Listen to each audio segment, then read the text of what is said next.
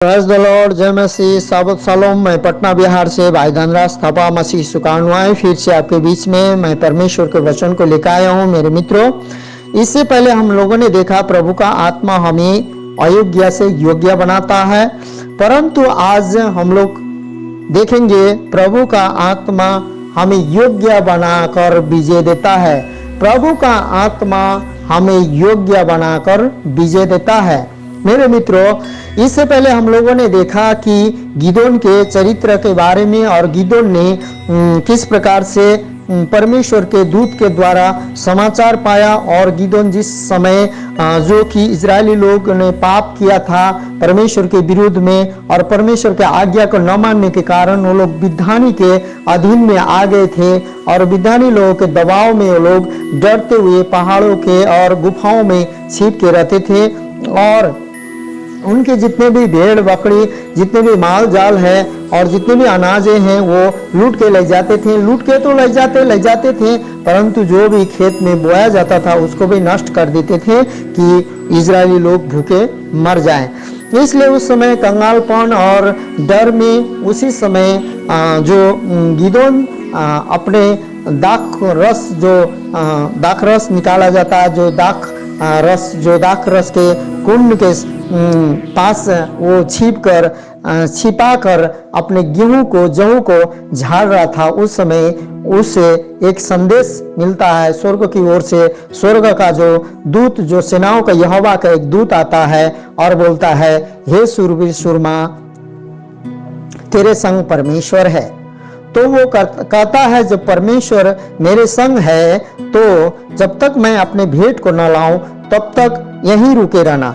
जब उसको भेंट लाने के लिए, जो खाने पीने का जो लाने के लिए उसको समय बनाने के लिए टाइम लगा होगा, 1-2 घंटा इंतजार करना पड़ा होगा या 3 घंटा, क्योंकि वो अच्छी रीति से बना के लाने वाला था। और जब बना के उसने पकवान बना के लाया तो उसको स्वर्गदूत के सामने रखा, तो वहां पर स्वर्ग से आग गिरी और चट्टान समेत भस्म हो गया, और उस समय स्वर्गदूत ओझल हो जाता है, और वहां पर आग गिरने के बाद वो जो है गिदोन पछताता है, हाय मैं तो मर जाऊंगा, क्योंकि मैंने परमेश्वर की ओर से स्वर्गदूत को देखा, परमेश्वर को आमने सामने देखा। क्योंकि जो भी परमेश्वर को आमने सामने, परमेश्वर को तेज को देखते थे, पुराने नियम में लोग मर जाते थे, क्योंकि उस समय अनुग्रह नहीं था। मेरे मित्रों, अब मसीह में हम आमने सामने भी ईश्वर के साथ भेंट घाट कर सकते हैं मसीह के बलिदान के द्वारा, क्योंकि उसने हमारे पाप को, हमारे मृत्यु को, हमारे अपराधों को, हमारे अधर्म को यीशु मसीह ने लिया है। परंतु उस समय ऐसा बात नहीं था, इसलिए वहां पर ऐसा हो जाता, वो पछताता है, और पछताता है तो सेनाओं का यहोवा के ओर से एक शब्द होती है, वचन आता है, तू नहीं मरेगा। इसलिए मेरे मित्र, उसी समय जब वो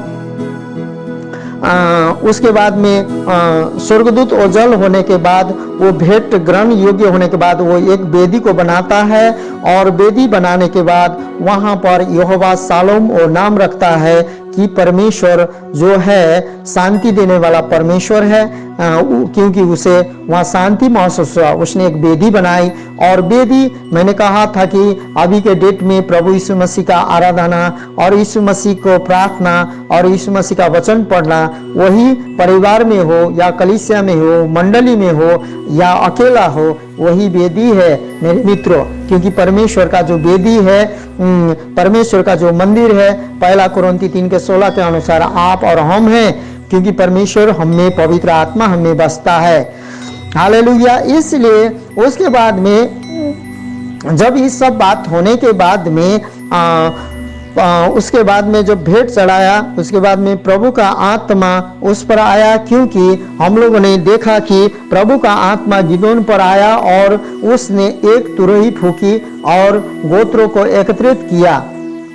न्यायियों 6:34 के अनुसार उसने तुरहरी फूक कर एकत्रित किया। लेकिन तुरहरी फूकने से पहले मेरे मित्रों, वहां पर परमेश्वर के आत्मा आया है। तो आज इस वचन को सुनने से पहले और सुनाने से पहले और आप जब सुने तो परमेश्वर का आत्मा आप पर समा जाए और आप जितने भी दुर्बलता में हो, जितने भी कमजोरी में हो, जो भी परेशानी में हो, जो कंगालपन में हो, जो भूखमारी में हो, जो भी दुख में और पीड़ा में, जो भी तकलीफ आपके जीवन में हो, उससे परमेश्वर का आत्मा आप पर समा जाए और परमेश्वर आपके सारे दुख को दूर करके परमेश्वर अपने भलाई को उत्पन्न करे आपके जीवन में और आपको योग्य बनाकर परमेश्वर विजय दे। यही प्रार्थना यीशु मसीह के नाम से मांगते हैं, सुने ग्रहण करते, आमेन। तो मेरे मित्रों, हमने देखा कि न्याय 6 का 34 में तब यहोवा के आत्मा गिदोन में समाया। पहले तो गिदोन में परमेश्वर के आत्मा समाया, परंतु आत्मा समाने से पहले वो पहले तो सूरवीर सुरमा बलवान हुआ, उसके बाद में उसने परमेश्वर को भेंट चढ़ाया, उसके बाद में उसने पश्चाताप किया, उसके बावजूद उसने एक वेदी बनाई और यहोवा शालोम नाम रखा और उसके बाद में आगे बढ़ता है तो वो तुरही को फूंकता है और तुरही को फूंकने के बाद में सबको इकट्ठा करता है और इकट्ठा करता है। उसने नरसिंगा फूंका, तब एबिजेरी उसकी सुनने के लिए क्या हुए, इकट्ठा हुए।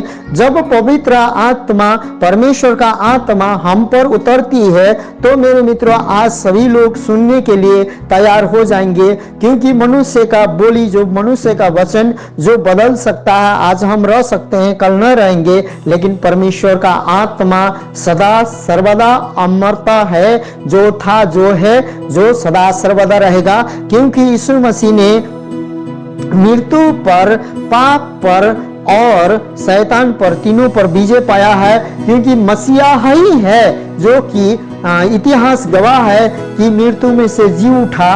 वही है जो कि मारा गया, गाड़ा गया, तीसरा दिन बाद जी उठा और मृत्यु पर विजय उसी ने पाया है। जब हम मसीह में आते हैं तो हम पर पुराने नियम में परमेश्वर का आत्मा आता था, परंतु हम में अब पवित्र आत्मा आ जाता है जो कि परमेश्वर का।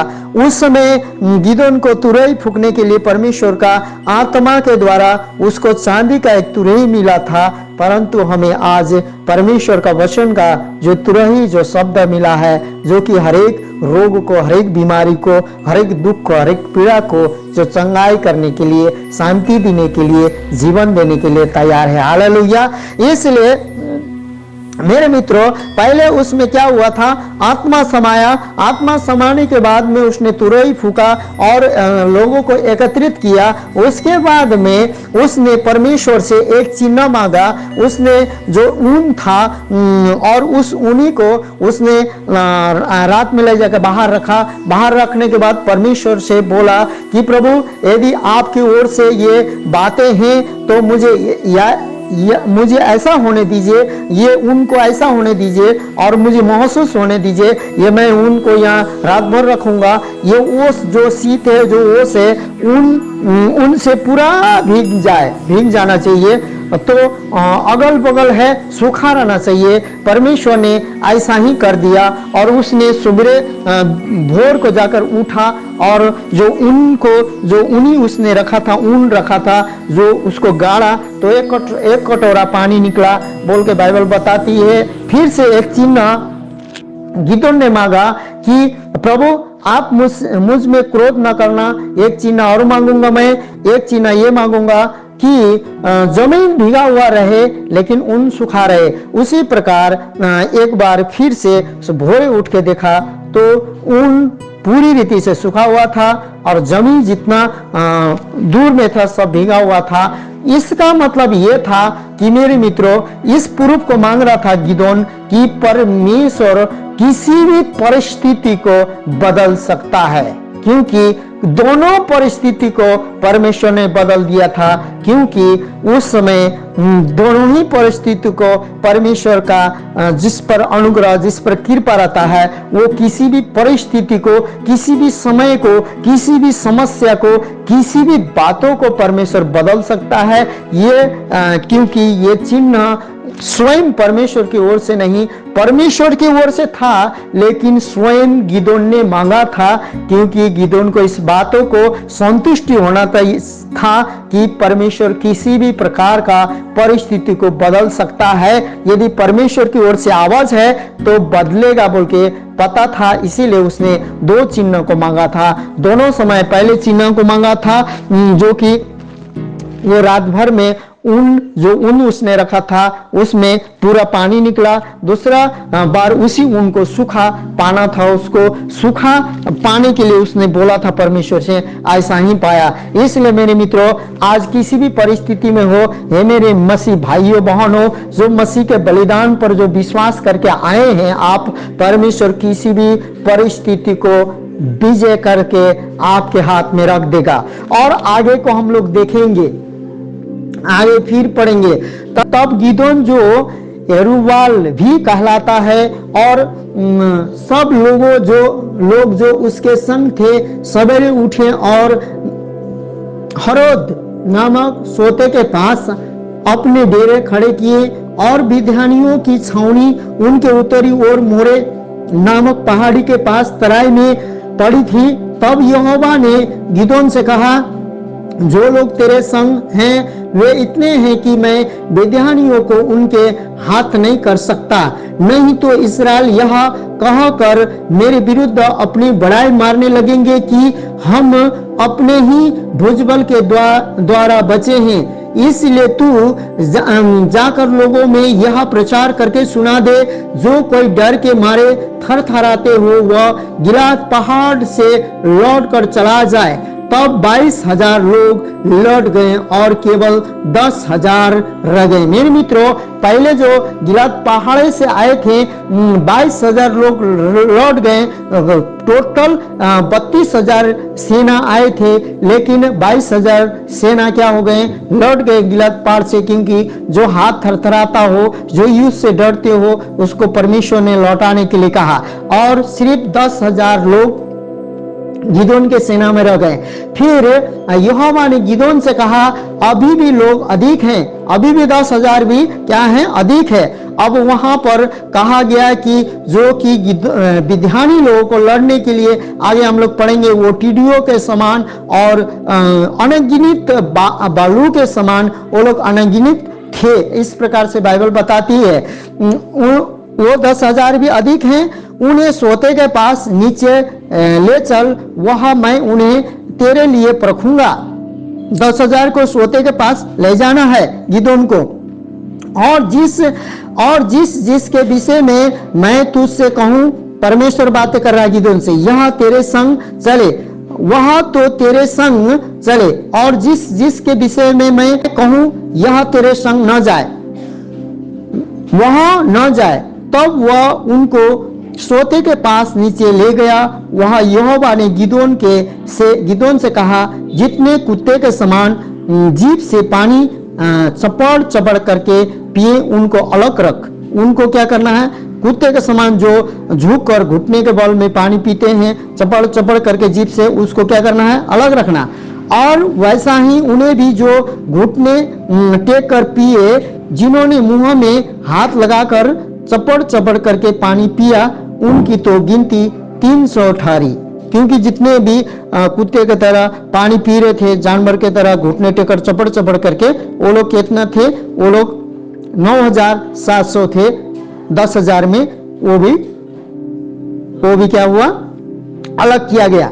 और ये हाथ में पानी लिए और चपड़ चपड़ करके पी रहे हैं। वो लोग कितना ठहरे, 300 ठहरी। और बाकी सब लोग ने घुटने टेक कर पानी पिया, जितने भी 9,700 थे।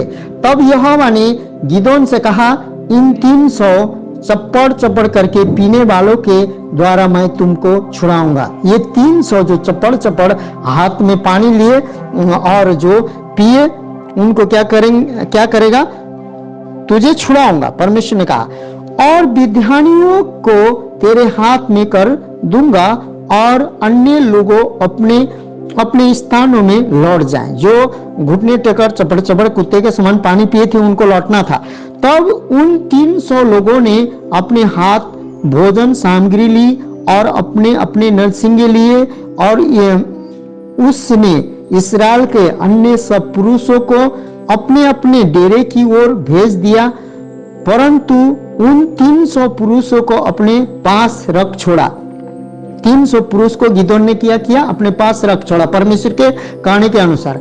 और विधानी की छावनी उसके नीचे तराई में पड़ी थी। उसी रात को यहोवा ने उससे कहा, उठ छावनी पर चढ़ाई कर, क्योंकि मैं उसे तेरे हाथ कर देता हूं। परंतु यदि तू चढ़ाई करते हुए डरता है तो अपने सेवक फूरा को संग लेकर छावनी के पास जाकर सुन। हम लोगों ने न्याय 7 का 6 से 10 पढ़ा। मेरे मित्रों, यहाँ पर जब चप्पड़ चप्पड़ करके जो 300 लोग जो पानी पी रहे थे, जो वो अपने हाथ में पानी लेकर पी रहे थे, वो लोग ऐसे थे, वो लोग चालाक लोग थे। और जब घुटने टेक कर पूरी रीति से वो लोग घुटने टेकर और नीचे हाथ रखे, जिस प्रकार से जानवर के द्वारा पानी पी रहे थे, अपने घुटने को और दोनों हाथ को रखकर वो नदी में चपड़ चपड़ करके पानी पी रहे थे, वो लोग मूर्ख और कमजोर और दुर्बल लोग थे। उन लोग दुर्बल कमजोर योद्धा तो नहीं थे, लेकिन वो लोग चालाक लोग नहीं थे, चालाक लोग नहीं थे। और वो लोग चालाकी से वो लोग देखने वाले नहीं थे, क्योंकि यीशु ने बोला कि तुम कबूतर के समान भोला और सांप के समान चतुर होना। इसी प्रकार वो लोग जो 300 लोग थे, जो कि हाथ में लेके जो घुटने टेके नहीं, उन्होंने हाथ में लेकर पानी ऐसे उन्होंने चपड़ चपड़ करके पिया। तो वो लोग जब कोई दुश्मन हमला करता तो वो लोग पूरी रीति से अपने हथियार को तुरंत उठा सकते थे। और वो जो हाथ से पानी पी रहे थे, वो अपने आंखों को दाएं और बाएं पूरी रीति से देख सकते थे और ऊपर नीचे देख सकते थे कि उनके अगल बगल में कौन आ रहा है, कौन जा रहा है। इसीलिए परमेश्वर अपने सेवकों को, अपने योद्धा को, जो चालाक और जो होशियार है, उसी को चुनता है। अभी भी परमेश्वर ने कहा, बुलाए हुए बहुत है, चुने हुए कम है। इसीलिए जो कम ही चुने हुए लोगों के द्वारा परमेश्वर गिदोन को विजय देता है। और ये बात अब और एक रहस्यमय बात है, आगे पढ़ेंगे कि वे क्या कर रहे हैं। उसके बाद तुझे उस छावनी पर चढ़ाई करने का याद होगा। परमेश्वर ने फिर विधानी के छावनी में जाने के लिए कहा। अपने उस गिदोन का जो एक दास था, जो फूरा नाम था, उसको लेकर जाने के लिए कहा। तब वह अपने सेवक फूरा को संग ले उन हथियारबंदों के पास जो छावनी के छोर पर थे उतर गया। विधानी और अमामेलेकी और सब पूर्वी लोग तो टिड्डियों के समान बहुत से तराई में फैले पड़े थे। मेरे मित्रों, टिड्डियों के समान बहुत से फैले पड़े थे, लेकिन वो 300 सेना को लेके जा रहा परमेश्वर के कहने के अनुसार गिदोन। और उनके ऊंट समुद्र तट के रेत कणों के समान गिनती से बाहर थे। रेत कणों के समान, जो कि समुद्र के तट के रेत के समान उनके ऊंट इतना अनगिनती थे। और 300 लोग विजय करने जा रहा है परमेश्वर के कहने के अनुसार। तब गिदोन वहां आया। तब एक जन अपने किसी संगी को अपना सपना बता रहा था। कौन? विधानी लोगों के जो सेना में से एक था, वो सपना बता रहा था। सुन, मैंने सपना में क्या देखा है कि जौ की एक रोटी ढुलकते ढुलकते विधानी की छावनी में आई और डेरे को ऐसी टक्कर मारी कि वह गिर गया और उसको ऐसा उलट दिया कि डेरा गिर पड़ा रहा। उसके संगी ने उत्तर दिया, यह योआश के पुत्र गिदोन नामक एक इस्राएली पुरुष की तलवार छोड़कर कुछ नहीं है। उसी के हाथ में परमेश्वर ने विधान को सारी छावनी समेत कर दिया है। उस सपना का वर्णन और फल सुनकर गिदोन ने दंडवत किया और इस्राएल की छावनी में लौटकर कहा, उठो, यहोवा ने विधानी सेना को तुम्हारे वश में कर दिया है। मेरे मित्रों, यहाँ पर उस समय जौ का रोटी बोला गया है। जौ का रोटी एक साधारण होता था, जो कि बहुत सस्ता और ज्यादा जानवरों को वो गेहूं खिलाया जाता था, परंतु यहाँ एक साधारण रोटी जाकर सपना दर्शन देखता है, सपना देखता है विद्यानी की एक सेना जो कि पूरे छावनी में पूरा बड़ा सा रोटी ढुलकते ढुलकते लुढ़कते लुढ़कते जाकर पूरे छावनी को क्या कर दिया, गिरा दिया, तहस नहस कर दिया, इस प्रकार के। तो मेरे मित्रों, यीशु मसीह ने कहा जीवन की रोटी मैं हूं। आज परमेश्वर मृत्यु को, शैतान को और पाप को नष्ट करके परमेश्वर हमें बहुत दायित्व के जीवन देने आया है, क्योंकि यीशु ने कहा चोर तो चोरी करने के लिए, काटने के लिए, घात हत्या करने के लिए आता है, लेकिन मैं तुम्हें बहुत दायित्व के जीवन देने आता हूं।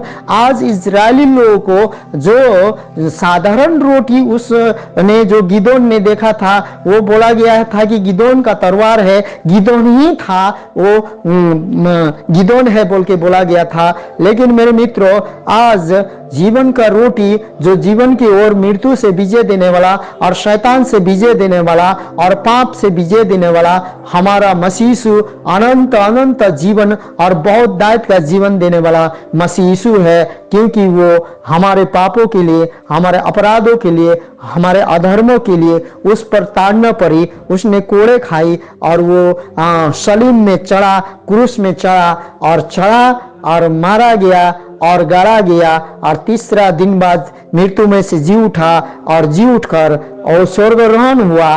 और जितने लोग विश्वास करते हैं और वो फिर से अपने लोगों को लेने आएगा, हमें नरक से बचाने वाला और हमें जीवन देने वाला, मृत्यु से बचाने वाला, शैतान से बचाने वाला वही मसीह यीशु एक है। उसने कहा जीवन का रोटी मैं हूं। हालेलुया।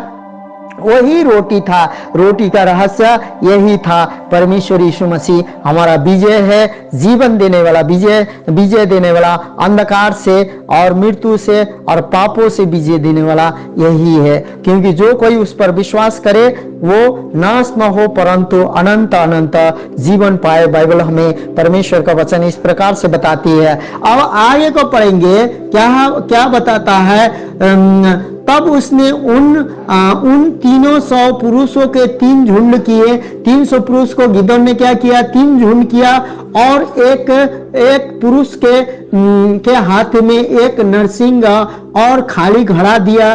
खाली घड़ा आप नोट कीजिएगा, ये खाली घड़ा क्या है आगे हम बताएंगे इसका रहस्य। और घड़ों के भीतर एक मसाल थी। ये घड़ों के भीतर क्या हुआ, एक जलता हुआ मसाल थी। फिर उसने उनसे कहा मुझे देखो और वैसा ही करो। सुनो, जब मैं उस छावनी की छोर पर पहुंचूं तब जैसा मैं करूं वैसा ही तुम भी करना।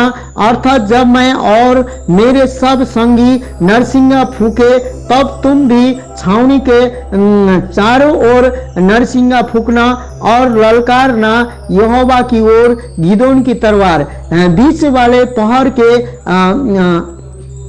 आरंभ में जैसे ही परुओं की बदली हो गई थी, वैसे ही गिदोन अपने संग 100 पुरुष समेत छावनी के छोर पर गया। मेरे मित्रों, ये 300 लोगों को उस सेना को अलग अलग 3 टुकड़ी में बांटा गया था, जो कि शाम, रात और दोपहर, रात का जो दोपहर है, रात का जो दोपहर और बयान, 3 अलग अलग 100 लोगों को 3 टुकड़ी में ड्यूटी खटाया गया था। इस प्रकार से क्योंकि यहाँ पर बोलता अलग अलग बांट दिया गया है। गिदोन अपने संग के 100 पुरुषों समेत छावनी के छोर पर गया।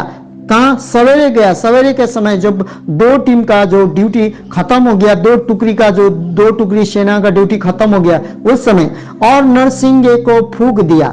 किसने? गिदोन ने। और अपने हाथ के घड़ों को तोड़ डाला। क्या किया? उन लोगों के हाथ में क्या था? घड़ा था। उस घड़ा के अंदर क्या था? मसाल था।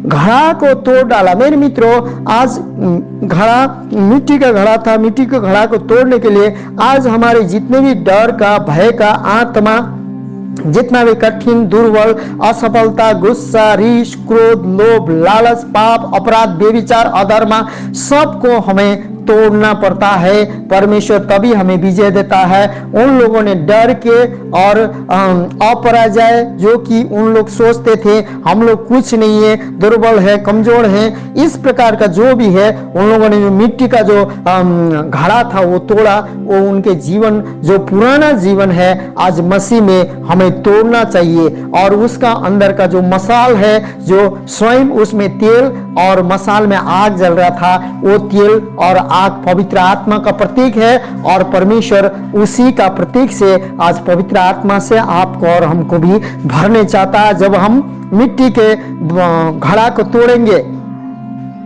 तोड़ डाला, तब तीनों झुंडों ने नरसिंगा को फूका। तीनों झुंड ने सब अपने अपने घड़ा को तोड़ डाला और क्या किया, एक हाथ में नरसिंह को फूका, एक हाथ में और घड़ों को तोड़ डाला और अपने अपने बाएं हाथ में मसाले लिए। बाएं हाथ में क्या लिए मेरे मित्रों? बाएं हाथ में उन लोगों को ढाल लेना चाहिए था। युद्ध के समय बाएं हाथ में लोग ढाल लेते थे, दाएं हाथ में तलवार लेते थे। लेकिन यहाँ पर क्या है, उन लोगों ने बाएं हाथ में क्या किया, मसाल को लिया। तब तीनों झुंड ने नरसिंह को फूका और घड़ों को तोड़ डाला और अपने अपने बाएं हाथ में मसाल और दाहिने हाथ में फूकने को नरसिंगा लिए। उन लोगों को बायां हाथ में बायां हाथ में ढाल लेना चाहिए था, दायां हाथ में तलवार लेना चाहिए था। लेकिन यहाँ उल्टा है, क्योंकि उन लोगों ने घड़ा को फोड़ दिया, पुराने जीवन को फोड़ दिया, डर के आत्मा को फोड़ दिया, अविश्वास के आत्मा को फोड़ दिया। तो वहां पर वो बाएं तरफ उनके ढाल क्या है, उनके ढाल अब क्या है, वहां पर एक मसाल है, जलता हुआ मसाल, और वो जलता हुआ मसाल के अंदर में तेल है, वही है मसाल। और दाहिने हाथ में फूकने को नरसिंगा लिए, तलवार के जगह नरसिंगा लिए। वे चिल्ला उठे और नरसिंगा फूक कर क्या किए, चिल्ला उठे, यहोवा की तलवार। क्या बोले? यहोवा की तलवार। मेरे मित्रों, हिब्रू 4:12 में परमेश्वर का वचन जो तलवार के समान है, जो कि क्रियाशील और प्रबल है, दोधारी तलवार से भी तेज है। हमारा जो शब्द है, मनुष्य को मृत्यु के ओर से जीवन में और अंधकार के ओर से ज्योति में लाने का हमें परमेश्वर का वचन का शक्ति है। और गिदोन की तलवार जो कि परमेश्वर का वचन को जब हम जब धारण करते हैं, तो हमारा शब्द परमेश्वर के वचन का जो है हमारा मुंह में तलवार के समान बातचीत करता है, जो कि बुराई को, जो कि समस्या को, जो कि दुर्बलता को, कमजोरी को, लोग असहाय को जीने के लिए एक आशा देता है। क्योंकि मार्ग, सत्य, जीवन मसीह यीशु है, जो कि पवित्र आत्मा का तलवार लो, जो कि सारे हाय हथियार को बांध लो और पवित्र आत्मा का वचन का तलवार लो। वही तलवार जो कि परमेश्वर का वचन है, हमें लेना है। क्योंकि हमारा लड़ाई, हमारा मलयुद्ध हमारा किसी से नहीं है, न तो लहू से है, न तो मांस से है, न तो किसी मनुष्य से है, किसी जानवर से है, लेकिन अंधकार के शासक और हमें जो कि सेना से है, जो आत्मिक की सेना से है, जो कि आकाश में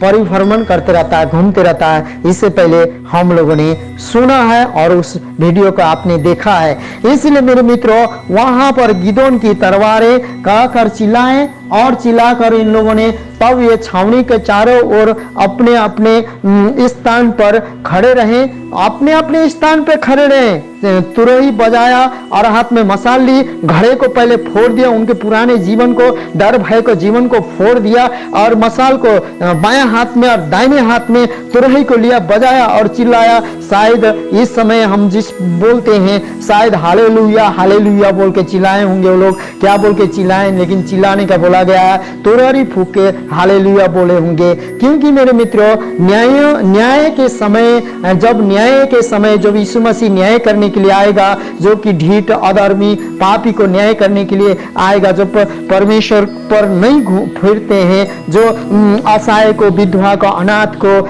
जो कि परदेशी को शुद्धि नहीं लेते हैं, जो कि कठोर हैं, उनको न्याय करने के लिए परमेश्वर तलवार ही लेके आएगा। वो तलवार स्वयं परमेश्वर का मुख से निकला हुआ वचन होगा और तुरही फूकेंगे स्वर्गदूत लोग और परमेश्वर आएगा, लेकिन न्याय करने के लिए आएगा। लेकिन हमारा भी न्याय करके ही परमेश्वर स्वर्ग में प्रवेश करने देगा, क्योंकि न्याय का उस समय परमेश्वर न्याय के सिंहासन में आसन में बैठेगा मसीह यीशु।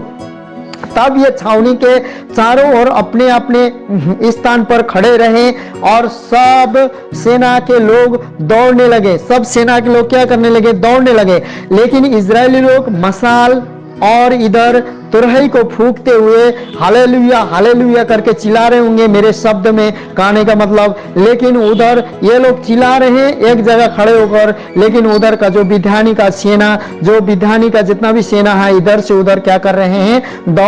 दौड़ने लगे और उन्होंने चिल्ला चिल्ला कर उन्हें भगा दिया। क्या किया? भगा दिया। और उन्होंने 300 नरसिंह को फूका, जो कि 300 लोग थे। 300 नरसिंहों को क्या किया? जोर से फूका। और यहोवा ने एक एक पुरुष की तलवार उसके संगी पर और सब सेना पर चलवाई। तो सेना के लोग सरेरा की ओर, बेतशीता तक और तबात के पास के आवेल महोला तक भाग गए। इस प्रकार से हम लोग देखते हैं मेरे मित्रों, आज हमारा लड़ाई नहीं है। आज आत्मिक सेना से जो भी लड़ाई है हमारी ओर से परमेश्वर लड़ेगा, क्योंकि परमेश्वर का वायदा है कभी भी छोड़ेंगे नहीं, कभी भी त्यागेंगे नहीं। इसलिए यीशु मसीह ने जितने भी बाइबल में भलाई और करुणा दिखाया है, उस करुणा और उस भलाई को आप किसी को भी, विधवा को, अनाथ को, गरीब को, भूखा को, प्यासा को, नांगे को, भूखे को कभी भी दिखाने के लिए, उस प्रेम को दिखाने के लिए आप छोड़िए मत। क्योंकि आज हमारा लड़ाई किसी सेना से नहीं है, हमारा लड़ाई किसी जानवर से नहीं है, हमारा लड़ाई लहू और मांस से भी नहीं है, हमारा लड़ाई आत्मिक सेना से है। उस लड़ाई को हमें यीशु मसीह के नाम से, यीशु मसीह का पवित्र आत्मा के शक्ति को और यीशु मसीह के न्याय के जो तुरही को, जो पवित्र आत्मा में आए भरते भरते हमें हरेक हथियार को, सब हाई हथियार को धारण करके अंत में हमें प्रार्थना और विनती करके तैनात स्थिर रहना है और हालेलुया परमेश्वर की महिमा करना है। क्योंकि दुश्मन तो अपने आप आएगा और अपने आप लड़ेगा और अपने आप नष्ट हो जाएगा। गरीबी अपने आप आएगी, गरीबी आपके जीवन से जाता रहेगा और आपके जीवन में बीमारी अपने आप आएगी, अपने आप चली जाएगी और आपके जीवन में समस्या, आपके जीवन में सताव, आपके जीवन में दुख, आपके जीवन में कठिनाई, आपके जीवन में डर, भय, मुश्किलें बहुत आएगी। लेकिन आज परमेश्वर आपको योग्य बनाएगा, परमेश्वर का आत्मा आपको योग्य बनाएगा और परमेश्वर का आत्मा आपको विजय देगा। परमेश्वर इस वचन के द्वारा आपको और आपके घर घराना परिवार को बहुत दाई से आशीष दे। जिस प्रकार से गिदोन के पास परमेश्वर का आत्मा समाया, जिस प्रकार से परमेश्वर ने गिदोन को विजय दिया, उसी प्रकार से वचन सुनते साथ आप हर एक परिस्थिति में उलझे उलझे हैं, तो उस प्रकार से परमेश्वर उसी आत्मा से, पवित्र आत्मा का 2 गुना भाग से आपको भर दे और आपको विजय की ओर ले जाए। और परमेश्वर मार्ग, सत्य, जीवन, पुनरुत्थान है, उसके ओर पवित्र आत्मा खींचे और आपको हरेक समस्या, हरेक कठिनाई, हरेक मुश्किल, आपद विपद, हरेक कंगालपन, भूखमारी, हरेक समस्या से आप विजय पाकर पार हो जाइए यीशु के नाम से। हालेलुया, आमीन।